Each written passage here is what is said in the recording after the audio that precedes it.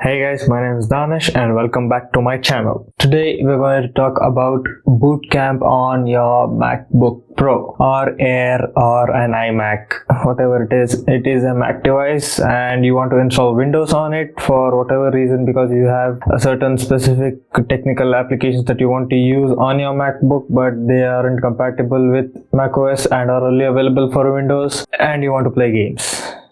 I did it just for the games. So I'm going to walk you through the process of how to go through and configure your laptop for this process. So let's get started.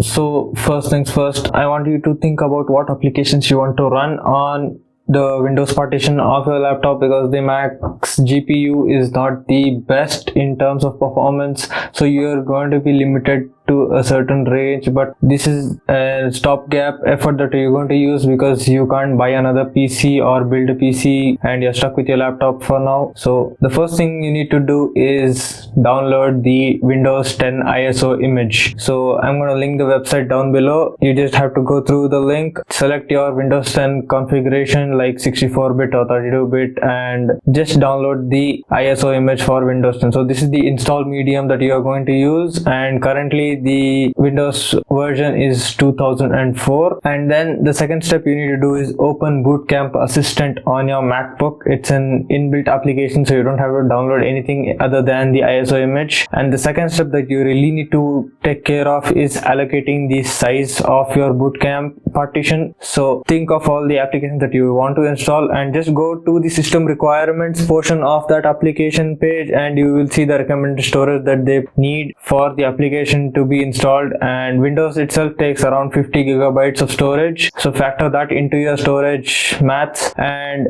there's another math that you need to involve, is because most of these Macs are solid state drive based. SSDs perform the best when they have 30% of their storage empty, because that's how they work. They cache it quickly to the storage and then write it in a sequential order later, and it's a really important factor. And I'm going to link the article where it mentions the 30%, as that you need to have 30% in both your Windows and Mac partition, so you have optimal performance on both sides. And I myself have given the Windows partition at 200 gigs because mostly I have the Windows partition for playing games, and so I have the partition as 300 for macOS and 200 for Windows, and it's working great for me. I have about 60 gigs empty on the Mac side, which will get a lot more emptier because I have some unused and unwanted media that I'm going to delete. And after installing all of the games and applications on my Windows partition, I still have around 50 gigabytes of free storage, which is a good thing, and which is good for expansion for myself and for the SSD performance. And after you select the partition size of your Windows Boot Camp, you just have to click run, and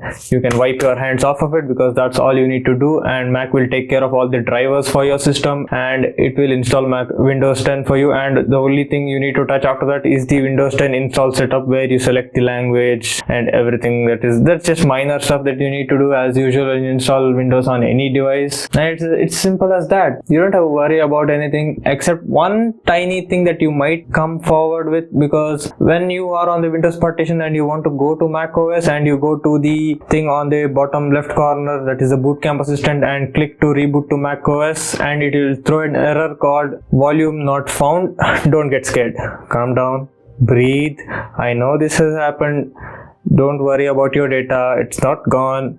So it's just can't read the file format, so it is undetectable for Windows. So all you need to do is shut down the PC and hold Alt Option and the power button simultaneously, and keep on holding them until you get the boot up screen where you get the partition of the Windows and the Mac OS available. And this is the recovery screen as well. If you don't have any partition, that the Wi-Fi connector will be over there, so just click on Mac OS and you can go to Mac OS. So it's just as simple as that. Coming from Mac OS to Windows is a lot more easier, and it doesn't have to be fiddled in any of this way. You just have to go to preferences, boot up drive, select Windows, reboot. But if that takes too long, just shut down the computer again and Alt power, go to Windows. You have both options for yourself, so you choose whichever is more comfortable with you. This was a really short tutorial that I made because I know a few people are Mac users and are new Mac users, and they have either college work or office work which requires them to be on Windows. So I made this video for you guys. Hope you enjoyed this video. Give a like if you like this video.